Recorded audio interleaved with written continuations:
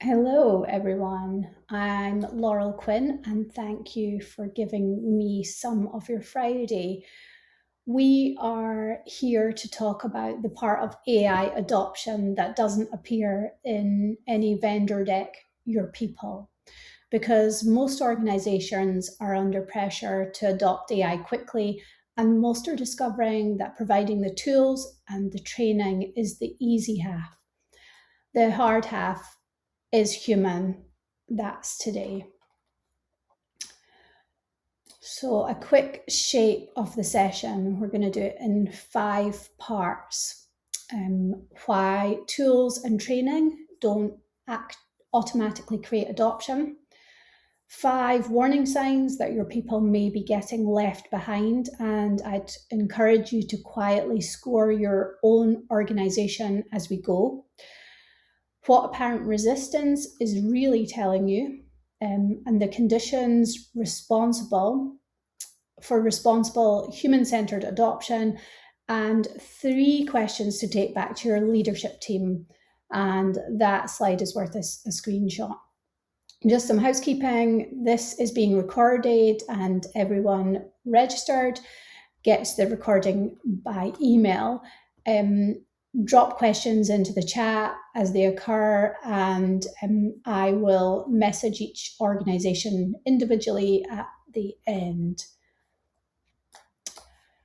So 90 seconds on whose hands you're in, then we'll get to work. I've spent more than 20 years in financial services, fintech, and digital transformation. I had senior roles at Aberdeen Asset Management and Lloyds Banking Group, where I helped scale digital into 30 countries. My daughter and I founded Sustainably, which became Richard Branson Startup of the Year. More recently, I've delivered AI strategy and ethics sessions for leadership teams, including at the Data Lab, and I've built and shipped my own AI product with a published responsible AI framework to go with it. I've also burnt out, failed, and started again. Both parts of that CV matter today because I've seen transformation from the boardroom and from the receiving end. And the core belief, here's the belief that runs through everything today. AI adoption isn't a technology challenge, it's a leadership and people challenge. And I use this technology every day. I've built my whole business with it. AI will make your organization faster. That part is already done. It's not in question. Speed is being solved. Direction is not. And direction is a human job, which means the organization that wins with AI won't be the one with the best tools. They'll be the ones whose people actually came with them. So why doesn't the standard playbook work? Here's what most organizations provide: licenses, training sessions, a policy document, adoption targets, all necessary and none of it sufficient. Because here's what people actually need. And notice these are not technical requirements. Clarity on what AI means for their role, certainty about what's permitted, evidence that leaders see the human impact, and trust that this is being done with them, not to them. The gap between those 2 columns is where adoption quietly fails. You can close it with another you can't close it with another training session because it isn't a knowledge gap, it's actually a trust gap. I want to be really clear about something because it changes how you read everything that follows. Your people are not failing, they're navigating a new era using systems, habits, assumptions, career models that were built for the old one. And underneath almost every adoption problem I've seen, there are 3 unanswered questions. What does it mean for my role? Uncertainty about the future reads as a threat, and the nervous system responds accordingly. That's not weakness, that's biology. What am I actually allowed to do? Where the rules are unclear, people either freeze or improvise without guardrails. Both are problems. Do my leaders see the human impact? If people believe the answer is no, trust erodes quietly and adoption goes with it. Hold those three questions. They're about to become the warning signs.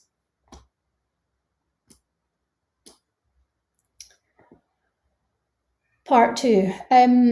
5 warning signs that your people may be getting left behind. And none of these show up in a dashboard. All of them may show up in the exit interview. As we go through, score your own organization quietly, honestly, out of 5. So warning sign 1. Number 1, compliance without adoption. So usage looks healthy in week 1. Everyone logs in, everyone completes the training, then it quietly flatlines. People demonstrate the tool when they're watched, then revert the moment no one is. So the rollout succeeds on paper only. The tell, your usage data peaks at launch and never recovers. If your adoption metrics all point at the launch week, you're measuring the announcement, not the adoption. Warning slide 2, silence in the room. You run the town hall, you present the AI strategy, you ask for questions and get none. It's tempting to read that as alignment. It almost never is. Silence usually means one of 2 things. People don't know what's permitted, so they don't know what's safe to ask. Or, and this is the one leaders underestimate, they're afraid that asking a question makes them look more replaceable. So the tell here is the questions you get do come privately afterwards, one-to-one. When the real conversation happens in the corridor, the meeting isn't working. Warning sign 3, shadow use or no use. 2 opposite behaviors, and I see them in the same organization. Some people are using AI unofficially, personal accounts, no guardrails, potentially company data going who knows where. Others avoid it entirely, waiting for permission that never explicitly arrives. Opposite behaviors, same root cause. Nobody has made the rules of the game clear. And the tell, your policy exists and nobody in the room can tell you what it says. A policy nobody can recite is a document, not a boundary. Number 4, and this is the expensive one, your best people are going quiet. Capable people rarely resist loudly. They keep showing up, they keep delivering, performance holds steady, and underneath they're quietly concluding that this change isn't being done with them and quietly deciding what that means for their future. Then one day they hand in their notice and everyone's surprised, except they shouldn't be because the signal was there for months. It just wasn't loud. The tell. Performance holds steady while discretionary effort disappears. The extra ideas stop, the sort of volunteering to offer help stops, the delivery continues right up till the resignation letter. And number 5, change fatigue dressed up as resistance. For many of your people, AI isn't the first transformation, it's the 5th. There's too many demands, too little recovery. Their nervous systems are stuck in constant activation. What looks like stubbornness about AI is often exhaustion from everything that came before it. The tell, it's resistance. It's not specific to AI. It just meets every new initiative the same way. If that's what you're seeing, you don't have an AI problem, you have a capacity problem, and no tool fixes that. So how did you score? If you recognize 2 or more, part 4 is for you. But first, let's decode what resistance actually means. Part 3, here's the reframe that changes how leaders handle this. Resistance is information. The behavior is the symptom. The unanswered question is the cause. So they won't engage with the tools is usually nobody has answered what this means for my role. They've stopped raising concerns. That's a dangerous one. Is usually I've concluded that raising them changes nothing. And when you treat resistance as an attitude problem, you manage it. When you treat it as information, you can actually resolve it, because now you're answering the real question instead of pushing the same message harder. And the stakes, briefly, because this is why it belongs on the leadership agenda, not just HR's. Left unaddressed, these signs become 4 expensive problems: poor adoption, the investment never converts; loss of trust, and every future change program starts from further behind; change fatigue, your capacity for the next transformation quietly shrinks and quietly exits; your most valuable people leave and take the knowledge with them. None of these appear on the AI budget line, and all of them come out of it eventually. So part 4, this is the constructive half. 5 conditions. This is where I'd spend your energy. Clarity before capability. Before anyone's asked to adopt anything, they need to know 3 things: what's changing, what's not, and what's permitted. Most organizations lead with a tool. Lead with the clarity. Trust as infrastructure. Humans in the loop. Transparency about where AI is being used. Honesty about its limits. I hold a strong view here. Trust is earned by the builder, it's not owed by the people. If you want your people to trust AI, show them the ways you've made it trustworthy. Direction over speed. AI makes everyone faster, your competitors included.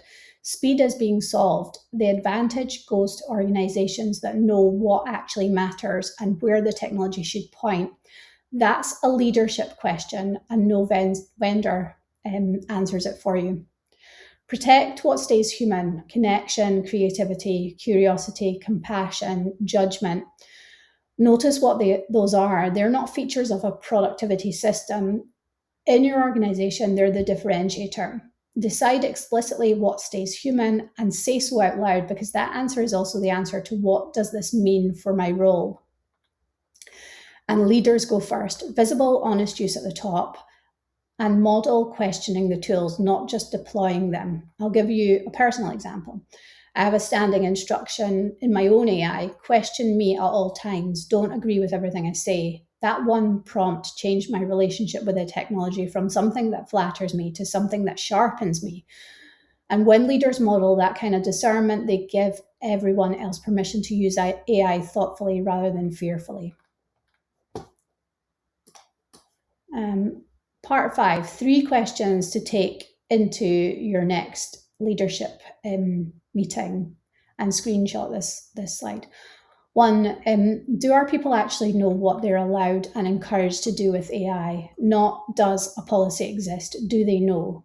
2, if our best people were quietly disengaging, how would we know? What's our early signal other than the resignation letter?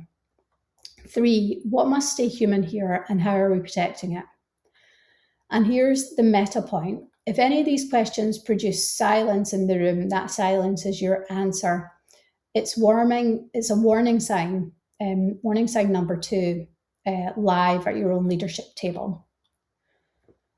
So where we've been, tools and training are necessary, but the human condition decides adoption. 5 warning signs to watch out before they become expensive. Resistance is information. Read the question underneath the behavior. 5 conditions that make adoption responsible and human-centered. And 3 questions for your leadership team this week. And one last thing, before your questions, if you want to drop them into the chat, like I said, or message me privately, I will be responding to everyone's emails. If you recognized your organization in those warning signs, the last 3 questions are your starting point, but they'll surface things that deserve a proper look. That's the work I do with leadership teams. a full organizational diagnostic, a tailored adoption plan, and a responsible AI blueprint for your organization. The simplest way to start that conversation, when the recording email lands, reply to it. Tell me which warning sign you recognized. I read every reply, and I'll tell you honestly whether a session would help. That's it, just one email. And yeah, just put your questions in the chat. And I just want to thank you for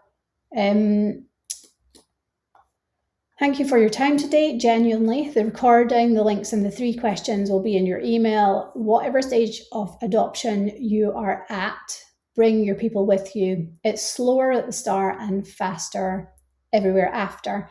And have a lovely weekend, everyone. Thank you.